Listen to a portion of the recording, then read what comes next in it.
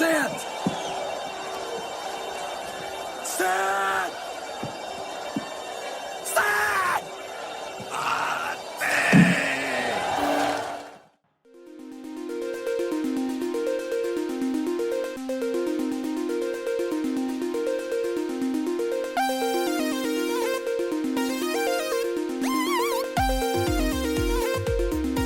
All right, and welcome back to another great, terrific episode of the Jean Pod Van Dam cast. Hell yeah. I have a good feeling about this one. I do too. This one is hot as fire. This is what made me a Jean-Claude Van Damme fan. Yes. And today we are going to be talking about one of the greatest movies ever in the history of filmmaking. Bar none. Bloodsport. So, how's it going, man? Oh, not bad.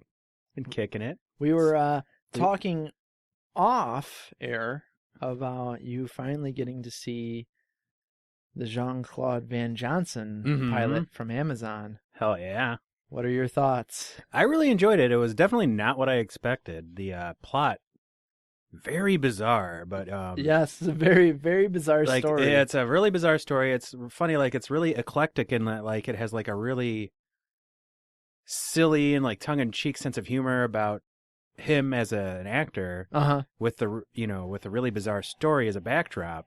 It makes it a really interesting mix, and then the sense of humor in it, like all the characters being really silly and making fun of themselves. Right, yeah. The hipster restaurant that they went to that Yep.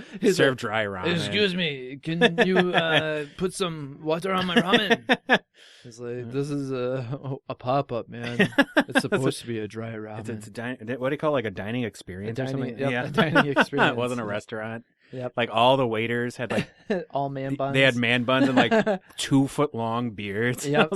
And it was beautiful too because he makes fun of himself because the guy's like, "Hey," and thinks he's Nicolas Cage. Yeah, he thought he was Nicolas Cage, and then he kept naming names after that. Yep, yeah, and so that had me cracking up. A lot of it was tongue-in-cheek humor, pretty funny stuff.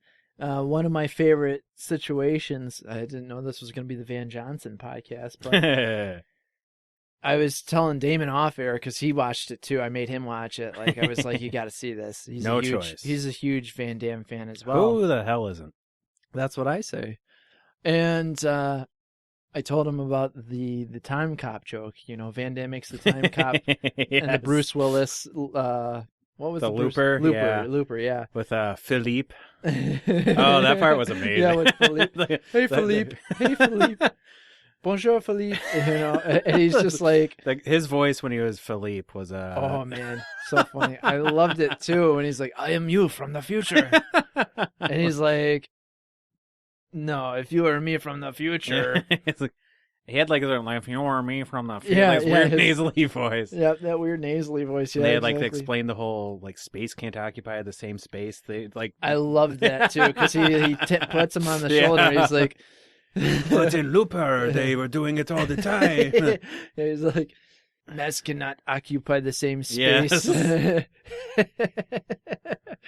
And he's just like getting ready to kill him, and he's like, "You have good taste in films, my friend," and then snaps his neck. Beautiful. If you guys haven't seen it, you gotta watch it. It's on Amazon. Spoiler alerts, by the way. And definitely rate it the 5 stars so we can actually get a full season out of it. Yes. Because I want to laugh some more. This was absolutely beautiful. Like, I'm wondering, like, the aforementioned antagonist Brown in it, the one that he snubbed in order to get the role in it. I wonder if they're going to pick another aging action star to play him, and if so, which one? Yeah. I'm thinking it'd probably be someone like Dolph Lundgren. Oh, that'd be that'd be the rematch, glorious. the great Yes. rematch. Yep, that would be glorious. So anyway, we're going to get into Bloodsport, one of, like I said, the greatest movies ever made. I watched this literally dozens of times growing up. It was always on WXON and Me too. I equate it to basically what brought me and my brothers together. It's anytime I think of Bloodsport, I think of good memories because we would all sit around and watch it and my whole just have fun with it. Yeah, my whole family, we'd all sit around and my parents would make fun of Jean-Claude Van Damme whenever he did the splits. I was like, no, he's manly. You shut up. You can't do it, Dad. And then, like, and then he did perfectly. Oh, man, he showed you. He did. Then I ran to my room crying. While he's giving you a spanking. He's just like... Still doing the splits. Yep. Between two chairs. Yep. He had me crawl beneath while he paddled my ass. Now get over here. You're going through the gauntlet for that one, boy. I hate the gauntlet. No, Dad, no. Not the gauntlet. You're not supposed to like the gauntlet. Oh, man. So enough about family history. Involving the splits. Involving the splits, yeah. So it's a 1988 American martial arts film directed by Newt Arnold, starring Jean-Claude Van Damme, Donald Gibb, Leah Ayres, I don't know how to say her last name, and Bolo Young. And I love Bolo Young. Oh, dude. The man boobs of fury, man. Seriously. It's so crazy because during this film, when it was filmed, he was like, I want to say 45 or something ridiculous. No like kidding. That. He was like late in age. He's 70 years old now. So he was like 46, wow, I guess. He did not look it at all. I mean, know, I realize right? that, like, you know, it's hard to tell with Asian people, but... No, yeah. Bolo looked good, man. He still looks good for his age. Yeah. But it was just absolutely amazing to see because, you know, he was in Enter the Dragon with Bruce Lee. Yep, he sure was. And so you're thinking, oh, man, he's a young guy then. He wasn't a young guy then. He was in his 30s like doing that. And so you're like, oh, my gosh, I can't believe this. He's a built martial artist. Yes. He's built like a shit brick house, man. Like, he does the boob dance and everything. Yeah, man. Yep. Totally. I remember my memories of him in, I believe it was Double Impact, just lifting up the steel drums like nothing, like yep. just chucking them, like them. Donkey Kong. Yep, I'm pretty sure he did that all on his own too. Yes, and they were all full of concrete. Yep, that's exactly it. I wouldn't put it past him. So yeah, this film is partly based on unverified claims made by the martial artist Frank Dukes, not Dux. Frank Dukes, not put up your Dukes, right? So that makes you Jackson. You look like a Jackson. That guy needed his own spin-off movie. Oh, dude, I wish. I totally wish. It's going to be coming up on its 30 years in 2018, so they really need to do we should do a documentary. We should. This podcast is going to get so popular that we'll do a 30-year documentary. I'm going to start now. All right. We're going on this. We're this doing is beautiful. So it did pretty well at the box office, grossing $65 million on a budget of between about $2 million. That's a pretty good, absolutely amazing. That's like Blair Witch Project level of ridiculousness right there. Yes. Yeah, it is. Yeah, that is absolutely crazy. And it's really weird because it starts out and we're on an army base of some sort and Dukes is training, and then these two guys who just so happens one of them has to be Forrest Whitaker. Oh yeah, that's right. He was a very young Forrest Whitaker. Very young Forrest Whitaker. And still has the crazy eye though. I was gonna say you could partially see more of both his eyes this time around. It's gotten worse over years, but at this time it was a little bit better. I like to think that his acting ability increased as his ability to lift his lazy eye decreased. Yep. That's exactly what I thought. I thought for sure, when he was in The Last King of Scotland. Oh my goodness! I love that movie. Oh, great movie! I thought, oh man, he's really getting into the method acting. And then I realized that really was his eye. He did play a very convincing Idi Amin. Oh my gosh, he did terrific. Yeah, I loved when he was questioning about the medical validity of the concept of deep throat. Is there a precedent for this medical phenomenon? Yeah, no, he did a terrific job, and it's all thanks to Jean-Claude Van Damme and Bloodsport. Yes, he imparted his acting wisdom upon him. Yeah, so these guys, kind of know what's going on with Frank Dukes, and Frank Dukes is like, all right, I'll come with you, but I need to shower first. And so sneaky. He takes off in the showers, and they're like, oh no. And so this is just basically the start of the cat and mouse, Tom and Jerry. This whole movie is pretty much a martial arts themed Benny Hill chase. Yes, yep, pretty much. It all comes back to Benny Hill. Especially when the Steal the Night montage scene comes on and someone famously took it and made the Mentos commercial out of it. Yes. Oh, it was absolutely beautiful. Absolutely beautiful. It was perfect. It was poetry. It was high art. And you know, another thing that's kind of crazy about this film too is the soundtrack. A lot of people love the soundtrack. Of course, and it's really, got Stan Bush in it. Stan Bush, exactly. But to try to find a physical copy of the soundtrack, you would actually pay a decent amount of money if you really wanted like the original soundtrack. I could believe it. So, yeah, good luck trying to find that. Instead, you can't find it on Spotify, unfortunately, either. I know. Stan Bush is... I don't think Stan Bush is on Spotify. No, he has like basically, I think the Transformers. You got the touch song, and that's kind of like it. Yeah. No Sailor Moon soundtrack. No nothing. None of his best work. Exactly. Which is a damn shame that Stan Bush would hide this from us. But you know, it is what it is. Some artists believe that they need more money, and I guess Stan Bush needs more money at this time. I would give him more money. I would too. Did you ever see when he was trying to make the ploy to like sing for the new Transformers film? I heard about that, and they beautiful. were fools. Yeah, I know. I agree. Total fools. Oh, sorry, we're all booked up. We got Linkin Park playing it. Yeah. Good job, guys. You couldn't have done a collab with Linkin Park. You couldn't have did a remake of "You Got the Touch." Like I would. I'd pay good money to listen to that. You got the touch. Have the DJ in there and everything. Yep. Like wappa wappa wappa wappa. That maybe throw in some Evanescence while we're at it. Oh my gosh! Oh, touch me up inside. You're totally getting me turned on to early 2000s. God. So anyway, basically, Dukes goes off to Hong Kong to fight in the Kumite, this supposedly underground, extremely well funded. Yeah, extremely well funded. Exactly. This underground and very it looks secretive. Like it could, but somehow everyone knows about it because there's tons of people watching. Yeah, it's got an audience of hundreds of people, Mm-hmm. and it's has like a game show set up with the way the card. Yeah, exactly. I thought I was on The Price is Right when I was seeing those flip. But yeah, he ends up going to there, and that's where he meets up with one of the greatest side characters ever, Donald Gibb. Yes, and from Revenge of the Nerds. Revenge of the Nerds. Yes. Yeah, exactly. And Donald plays Ray Jackson. My favorite character in the film. He doesn't say nerds in this, but no, he does scream Texas though. Oh, dude! In the beginning, when they're doing the fight montage for all the different training and stuff, he's like, "I'm gonna go to Hong Kong, maybe get a few scars on my face." Oh, he needed his own movie. I would have watched the bejesus out of that. Yeah, he just him cracking skulls for an hour and a half. We could really do a buddy cop movie between him and what's this? The guy who took him around Hong Kong. Yes.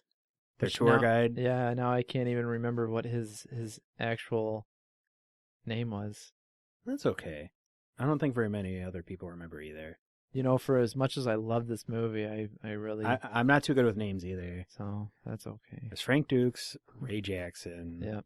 I can't remember the girl's name in it either. Well, she's really more of a... Oh, Victor Lin is the guy Sue who plays Victor Lin.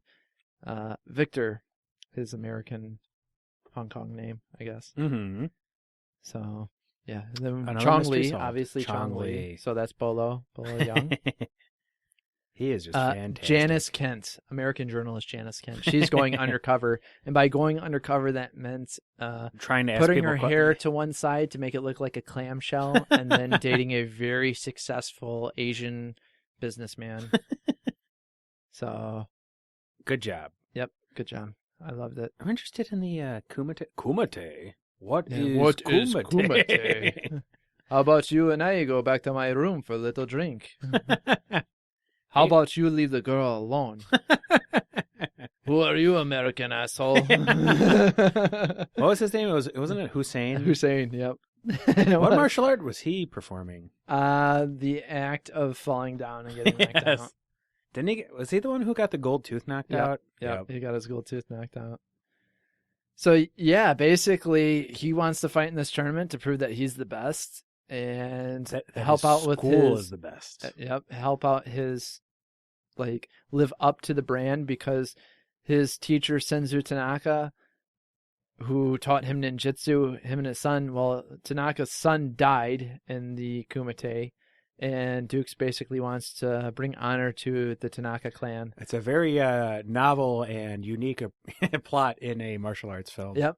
Yeah, so I think there's so much gold in this film. From when he's looking back, he goes to Tanaka's like apartment, and he's thinking back in his life and how he first met, and he and his so-called friends, Jean-Claude Van Damme. You don't need friends like these folks. No.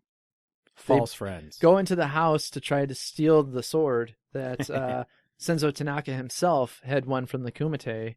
Which is weird that they won like katanas and Yeah. the whole thing's a weird mishmash of Asian culture. Oh yeah, exactly. Like, I mean, this is if I did a dissertation on Bloodsport about basically the racism in Asian arts, I would probably have a PhD. Yeah, after it was done. This movie has as much cultural sensitivity as like a Fu Manchu Halloween costume you buy at Halloween USA.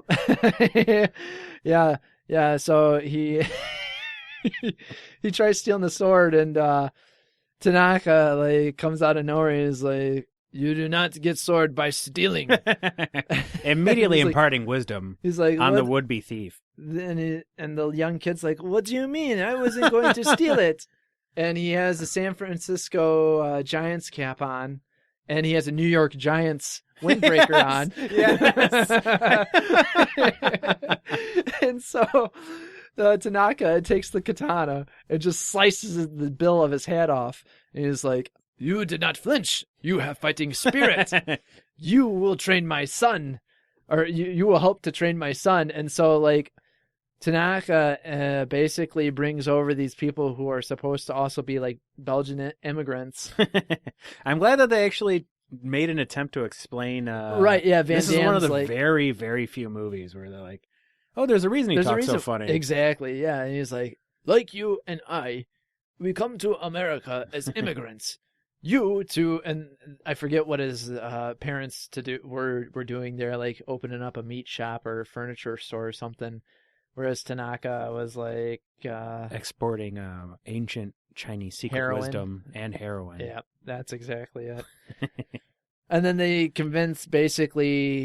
Tanaka convinces his family, "Oh yeah, sure, use my son as a punching bag." And so then we get whatever, he's on your hands for a couple hours a day. Sounds good. Yeah, that's fine. We screwed up with this one. We're going to try to make another one. So he becomes the punching bag, and he's like, "How come you teach him, not me?" And it shows him, like you said, shows him basically getting his ass kicked the whole time. Yeah, it's like 17 times he's getting flipped over, and like. One of my favorites, because it's also like racism on white people too, is when Tanaka's son comes in and kicks the shit out of Van Damme as a young man, and he's like, "Quit it, round eye." Filthy American pig, disgusting. And that kind of had me cracking up. But then it showed him at school, the kid who just kicked the shit out of Van Damme ends up getting the crap kicked out of him by some bullies at school, which made no sense. And then Van Damme comes they were in. all 3 feet taller. Yeah, that's true. But I mean, hey, look what Bruce Lee did to Kareem Abdul-Jabbar. Thank you. Well, to be fair, he was using the power of positivity. Yes, and he happened to be in a rice paper walled tower while having severe sensitivity to light. Like, why wouldn't he be in the basement? So I think one of my favorite moments from that too is after Van Damme saves him, the kid basically, instead of saying thank you, says, "I'm going to one day fight in the Kumite just like my father." And then really, that's kind of a non sequitur now that you mention it. Yeah, it ends, and then we see the training of Van Damme, a young Van Damme, and grabbing some goldfish out of the pond and doing the splits, being horribly forced to do this. Horribly forced. This is this is a semi trope in Van Damme movies, being like put in like a torture rack device to Yeah. learn how to do this. I don't know if that's actually how you learn how to do the splits. That is but not how you learn how to do the splits at all. Really? That is actually the worst thing you can do to try to do the splits. Really? But it Yep. worked for Van Damme. Well, Like in several movies. I'm sorry, I was gonna actually get this thing all rigged up to do to you, but like the better part of me came out. So I'm. Is I'm it sorry. working yet? Pull harder. So I just have to like get into like a catatonic state and then let you just rip my ligaments out, and then I'll pull the tree down. Oh yeah, yep. That's exactly it. And you won't ever be able to walk again. But at least you. I can do the splits on. Yep. And those palm trees. Yep, exactly. But he also teaches him the deadly dimma. And let me tell you, What the hell is a dim mac? Death touch. So basically, if you haven't seen Bloodsport by now, even though those are some great scenes, we have some awesome, actually, still to this day, honestly, some of the best fighting choreography that has gone on in a film and kind of showcase all different types of martial arts. That's why I love the diversity of styles that they put on exhibition in the movie. Is one of the biggest treats about it. Yeah. Even if some of the styles were, kind of fake. Well, like yes. the fake monkey kung fu. Oh, that I'm a master of that. You're a master of the drunken monkey. Okay, that's actually a thing. This was kind of like, hey, we heard that there was a monkey kung fu. We don't know what it is, so you're gonna do it. So we're gonna have a black guy do roll around like a monkey. You are gonna pray that we don't get yelled smash coconuts in a tree that you tied there. Yeah, I remember like I watched that and I was like, wow, people can really fight like it. I was like, Dad, can I really fight by like being on all fours? Like he's like, no, son, someone will just kick you in the face. Yep, that's exactly. You are not fast enough to roll out of the way for someone to kick you in the face. Well, yeah. So one dream shattered at it as a child. Spoilers. Ray Jackson does really well in the tournament until he gets to Chong Li. And he's about to beat Chong Li, but he prematurely celebrates. He thinks he beat him. And as he's getting the shit kicked out of him from Chong Li after he's turned around, Van Damme is screaming, "No! No!" Acting is hard out. Oh, man. Totally. Why he didn't win an Oscar in this, I'll never know. Snubbed by the community. Yeah, of course. Once again. Anti-Belgian hatred. Yep. So Victor Lin is holding him back so that he doesn't get disqualified from this underground tournament because, the rules. There's rules to an underground illegal fighting Big tournament. rules. And with some illegal gambling going on too. But anyway, Jackson looks like he's about to die because he gets stomped on in the head and he has that dark blood pulling out of his mouth. Oh, not just regular blood. That's about blood from deep in your body. Yep, the dark blood. So definitely has some internal bleeding going on. Yeah. The more realistic the blood looks, the more dangerous the situation. Yeah. And so we end up getting some crazy more montages. And a guy basically gets his shin broken who ends up playing Tung Pao in Kickboxer. The dude who ends up getting his shin really smashed in. Yeah. Yeah, he plays Tung Pao in Kickboxer, which we'll be reviewing soon. Oh, hell yeah. I love that movie. And very distinct from this movie. Yeah, man. It's amazing how different it is. And then Frank ends up beating a Muay Thai fighter to basically which was get one to of the my finals. It was a good match. I enjoyed that one too. Yeah, that was a good match. Muay Thai guy I was rooting for. Oh, dude, he totally in real life probably would have. He looked like a mean fighter. He actually life, in real life he actually was a Muay Thai champion. I can believe it. He looked like it. He's. I love that movie. Just all the pageantry with the different styles and the different gis and outfits. Different ring gear and such that people were wearing. It was just super cool. It was like something something out of like some sort of goofy anime from the 1980s or something. Right. Yeah. It was like watching Street Fighter 2 if it were made into exactly. Yep. It was like caricatures of styles put on display. But it was serious too. Yeah. It was an actual athletic exhibitionism at the same time. Yeah. Because they had actual people that actually knew the styles involved to a large degree. Right. In some cases, not so much as others. That was the good thing. I mean, for the most part, they actually did hire people who were had studied in those martial arts, besides obviously the fake ones. But yeah, for the most part, a lot of those guys do have the legitimate martial arts background. And so he faces Chong Li in the finals. The mat totally changes from just a square mat into like a Tony Hawk Pro Skater half pipe. Yeah, of course, as is tradition in the finals of the Kumite. Exactly. Everyone's favorite Chinese sport, the Kumite. Yep. And they fight each other, and Chong Li tries to cheat by throwing sneaky. some powder in Van Damme's eyes. But ancient Chinese secret. let me tell you, that ninjutsu. Me Chinese, me play joke. That goes really well with the racism in this film. Doesn't it? Yep. That's the cultural sensitivity of the film that I love the most about it. And there's 3 ways to win in the Kumite. You throw your opponent out of the squared circle. You throw sand or salt in their eyes. Yep. And you knock them out, or you make them say mate. An ancient Chinese word, which in Japanese which means a cry of surrender. Yes. Which I'm not really sure. Mate sounds something that's made up Spanish. It is real. When I took judo, mate was our safe word. Oh, really? Yep. For real? Mm-hmm. Oh, wow. Look at that. The I more know. you know. I was a white belt. Were you in I was judo? a 1st degree white belt. Oh, man. How long did you do judo? 7th degree white belt, actually. About 6 months. Yeah. Then the season changed and we ran out of money. It's the time of the season. Yeah. And then they said, you're not allowed the Y anymore. And then, someone was like, boom, boom, boom. Boom, boom, boom. No, that actually sucks. That's the downside about trying to get into martial arts. It is kind of expensive. A little bit. But anyway, if only you could find a master to be an apprentice to that didn't want sexual favors. Oh, never mind. That's the hard I was part. just about to offer my. I'm not saying that it's an impossibility. Don't get me wrong. I'm not a crew in Muay Thai, but I practiced for a bit. But well, never mind now. You teach me many things. Yep.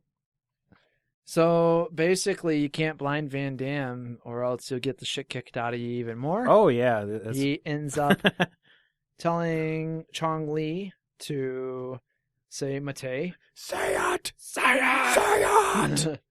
Mate! Chong Li just acting his heart out below. He goes back. Van Damme, after he wins the Kumite, goes back to the hospital. After getting the bandana back. Yep, getting Ray Jackson's bandana, Harley Davidson Motors bandana, Van Damme. Damn bam banama lama jamma. Man, say that 5 times fast. He goes back to the hospital and says something along the lines, and I'm definitely going to pull up the quotes on this so that we can reenact them. But he's like, "You have forgot something, my friend." Yeah, you dropped something. Like, yeah. Anytime, anywhere, any place, anywhere. Yeah. I love you, my friend. And then he kisses Ray Jackson. He kisses him on the forehead. Tenderly kisses him on the forehead. Yep. Which, for the most part, like, these badass dudes, and Van Damme kisses Ray Jackson. Gingerly, a loving, tenderly, motherly kiss on the forehead. He basically had just got done selling a bunch of meth to a bunch of people and is joining his biker and then gang again. Just flipped over a cop car to escape a crime scene. Yeah. Yep. And so they Ray Jackson has a nice Budweiser. They party. And then what I neglected to mention was right before the finals, Forrest Whitaker and his pal end up trying, they get Van Damme and they're like, "All right, Frank, the ride's over." But thanks to some awesome reflective metal trash cans, they really took those stun guns and hit some Chinese or Hong Kong officers. Yes. And that's how stun guns work. They bounce off like light. Yep. That's exactly how they work. That's and then they attach little known themselves secret to something else.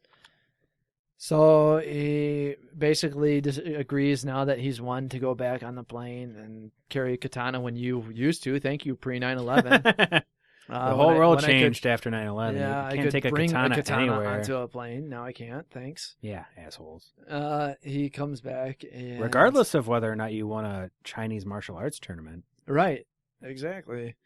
But before he leaves, he sees his basically Hong Kong fling down at the bottom of the steps do the ultimate salute by placing her fists in the palm of one hand and bringing her fingers over it to show him ultimate respect. Mm-hmm. And he did it to her, and then she became a Kumite champion.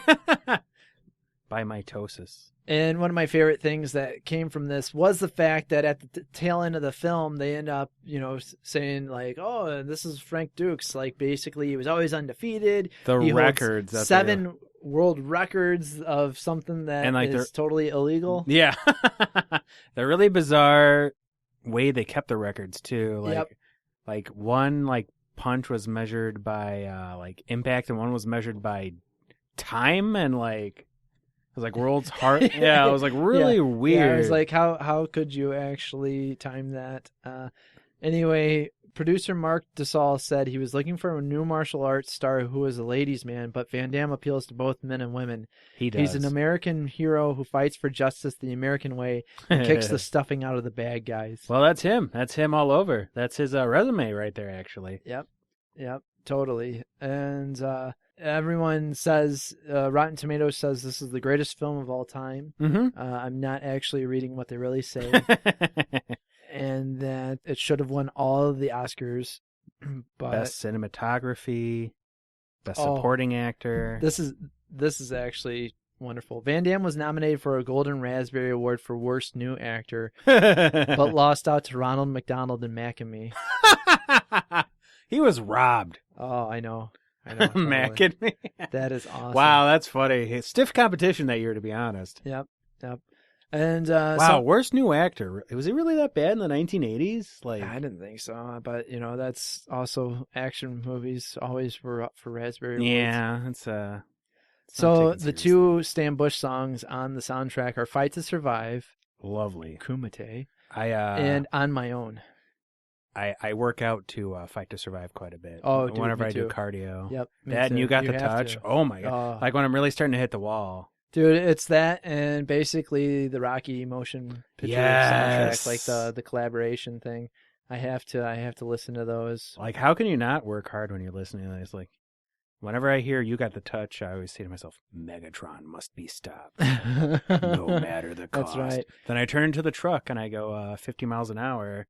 And seriously, true story, when I was an undergrad and working out at the gym, there was a guy there who would bring his own, he wouldn't bring headphones or anything. He would bring his own little portable stereo and play Kumite over and over again. And then karate chop coconuts. Oh no, he would kind of watch himself kick and punch and stuff. I kind of wanted, because he would punch the padding that was on the protective padding that was on the steel beams to keep the building up, and I kind of wanted to be like, dude, don't do that to your hands, man. No, please don't. But I didn't. Wow. I was still chilling out to his Bloodsport music for him to be able to do that. Well, him kicking the beams, it's shades of kickboxer. Oh, it really was. I mean, there was dust coming down from the whole place. I was worried. He was kicking the beam like, bah, bah. So, since Bloodsport's release, there have been 3 sequels, and I've watched them all. Really? Yep. How did any of them have Jean-Claude Van Damme in them? No, but the second did have Ray Jackson. Hey! And it also had the monkey fake martial arts again. Was he the main character? No, he was one of the characters. It was a different dude this time around, and they actually overdubbed monkey screeches into it. It was absolutely awful. Who was did they have the guy from Step by Step take his place like they did for Kickboxer? So, for Kickboxer? No. I'm trying to remember what his name was, but at first he kind of looked like Van Damme. Daniel Bernhardt. That's who played Alex Cardo in so it was a different guy 2. in the movie too. Yeah, it wasn't Frank Dukes again. Bloodsport 2, the next Kumite. If I recall, he might have been an undercover agent or something like that. Was it an even more dubious true story claim? No, actually, they were screw the true story, because this came out in 96. When 10 years later. Basically, 10-ish. Everything about Frank Dukes was exposed, and he was total fake. Bloodsport 3 in 97 and Bloodsport 4, the Dark Kumite in 99. The Dark Kumite. There was supposedly supposed to be a remake of Bloodsport in 2011.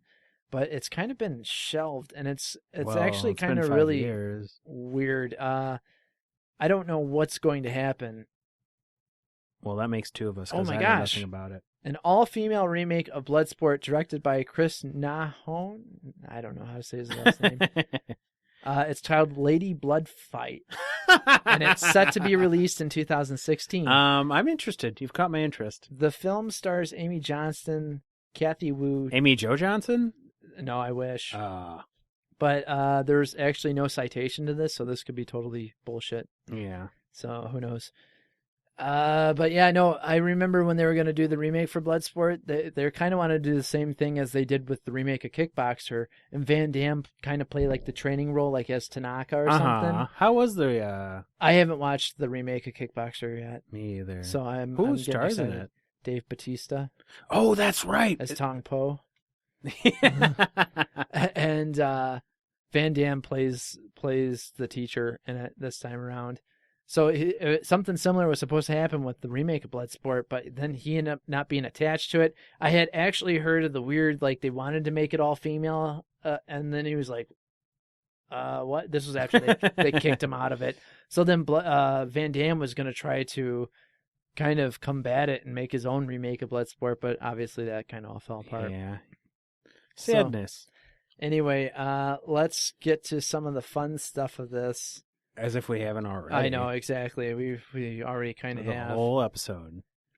If you guys haven't noticed, we kind of joked around about this Frank Dukes character. And Frank Dukes really somehow, someone did like an expose piece on him for, I think, a fight magazine or a military magazine. 'Cause he claimed to be in a bunch of different, things, and no one could find any records. Yeah. So he not only did he made up like his military service background, and he made up his obviously the Kumite stuff that never really happened. He said it was in like Jamaica and it wasn't in Hong Kong. They had a Kumite in Jamaica. Yep, in Jamaica, and that's where they had it. The secret Caribbean martial arts tournament. Yep, that's exactly what happened. Bloodthirsty over there. Yep. Here's some trivia for you. The real Frank Dukes was the fighting coordinator for this film. When Van Damme was cast, Dukes announced that Van Damme wasn't nearly in good enough shape and put him through a 3-month training program. Van Damme called those 3 months the hardest training of his life. This despite being a world championship martial artist in his own right. I mean, he literally fought in tournaments and shit. Yeah. Which even that, now people are claiming that that's not true, that Van Damme embellished his own background. Which, how dare they? I know, that's what I said. Can you do the splits? That's what I say. Can you do a roundhouse kick to someone in the face? Can you injure most of the stunt choreographers that you work with during the filming of a movie? My thoughts exactly. He has to hold back 100% just to not kill anyone.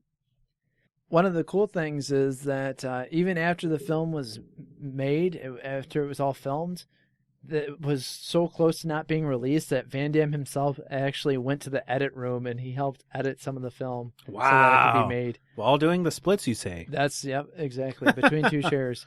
Same with a pair of scissors. Very carefully cutting the film. The majority of Bolo's lines are similar to Enter the Dragon. Oh, shocker. You are next. Yeah, yes. You are next. I beat you. Yep. Just like I beat your friend. The arcade game in the beginning, when that looks like Van a fun Damme game. and Donald Gibb are playing it, that's Karate Champ. And I believe they do some stuff in the game that you really can't do in real life. I think it was kind of modified. Now you're breaking my heart. I'm sorry. Wow, their martial arts skills transcended the capabilities of the arcade game. During Frank Dukes' brick-breaking demonstration, the Dim Mac was obviously nicknamed the Death Touch here. However, that some people claim that it's an acupressure attack where you strike them in several different spots at several times. Like in a Fist of the North Star. And it makes your head explode. Yep, basically. But it basically is just kind of along the lines of pressure points. Almost. Bricks also have pressure points, my friend. You really hurt, so you fall down and you're like, ow. But the thing is, with these bricks, only Van Damme was able to explode bottom one. That's right. But he couldn't break one over his forehead without feeling it. Yeah. Oh, dude, when Ray Jackson's like, "Hey, pick a brick," and he's like smashes that the one. one. Yeah. yeah, and he's like, "There, see, it's nice and clean." And he's like, "But it is no dim mark." And he's like, crushes it with his head for you. Like hands him the crumbles. And the officials are all mortified, like, "Oh, filthy barbarian." Charles Wang, who is the late president of Salon Films, who supplied equipment for the film, actually played the Chinese doctor who takes care of Jackson in the hospital. I didn't know that. Huh. According to Frank Dukes, the character played by Donald Gibb was based ex-biker and jiu-jitsu practitioner Richard Robinson. I didn't know that either. I did not know that. That sounds like a really cool person, though. Here's something. Oh, for real, let's meet him. Here's something that I think we all kind of knew. Van Damme was the inspiration for Johnny Cage when the first Mortal Kombat was hell being made. yeah. They even wear the similar costumes. And they both are known to punch people in the cock while Yep, doing the splits. Exactly. Which, He even speaking did it of in Jean-Claude. splits, Yep. splits. I feel like this is like our Pee-wee's Playhouse I moment. know. How many times do you think Van Damme did the splits in this film? This might be the record. For Probably, splits. let's see, 1, 2, 3, at least 4 times by my count. 7. 7! 7 times in this film. And how many times? He only punched someone in the dick once to my knowledge. Yep, he punched the big, like, The sumo. pseudo sumo. Yeah, pseudo sumo guy. The guy who right crushed in- the life out of the monkey guy, yeah. training guy. Yeah. Yeah. So, in case you didn't know, you would think that Chong Li was straight from Hong Kong, the bad streets of Hong Kong. No, he's actually from South Korea, and you see this kind of in the beginning of the film, and also with, I think his bandana might have had something, Yeah, on it, like based a off the reveal. song. But one of his trainers or whatnot, or his manager, whatever you want to call him, he's actually wearing like a big puffy coat with the South Korean flag on it. So there you go. There you Lovely have it with place. that. Yep. Bastion of democracy. Chong Li, just such a delight. Oh, I know, right? Totally. You are next. That's one of my favorite lines. God, of when that he film. grabs when he has the bandana, he dangles it and he like does like a death grip up. Yes, yeah, and they even like put the special effects in when he grabs it. Yeah. You're like, oh No, man. that's the noise if you grab a bandana hard enough. Oh, You have to train I'm just harder. not. Yeah. I need to train harder. So apparently, in the tournament scenes, when Van Damme is seen trading kicks with one of the other guys in the gray karate suit, that guy is a veteran Hong Kong stunt performer. His name's Jackson Ng Yuk Shu. Pardon me if I bet he screwed that loved up. trading kicks with Jean-Claude Van Damme. He actually claims that he had to tone down his kicking skills to make Van Damme look better on screen. I bet he did claim that. Yep. That's a common. That's actually pretty common with stunt actors and whatnot. We're like, oh, I had to tone it down Right, yeah. for the pretty boy over here. For Mr. Pretty Boy. But I could understand why you would say that. So what, were they actually just legitimately kicking the shit out of each other? Is I that wish. just kicking each other in the ribs as hard as they can Yeah. over and over again? That's the only way you can do this. We're making a movie right now. Yeah. One of the final pieces of trivia was that none of the Kumite fighters have any dialogue except for Jackson, Dukes, Hussein, and Chong Li. Yeah, that's true. So that's kind of crazy. And now getting to one of my favorite parts is the quotes. And we're going to play a game with you guys to guess who said this. And that we're going to do it in the voices as best as we can.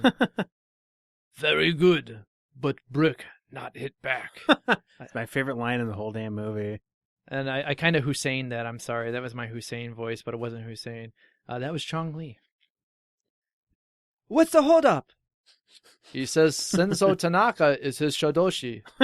What's the difference if Bruce Springsteen is his Shodoshi? If Senzo Tanaka is his Shodoshi, then show us the dim mark. What the hell is a dim mac? The hell is a dim mac? Death touch. Yeah, that was Victor and the Officials with Ray Jackson. Ray Jackson, he really needs his own martial arts film. All right, here we're gonna go back and forth on this one. All right. Jackson, you going to go to Hong Kong? I love anything full contact. I need fewer scars on my face. But I heard you can get killed at the Kumite.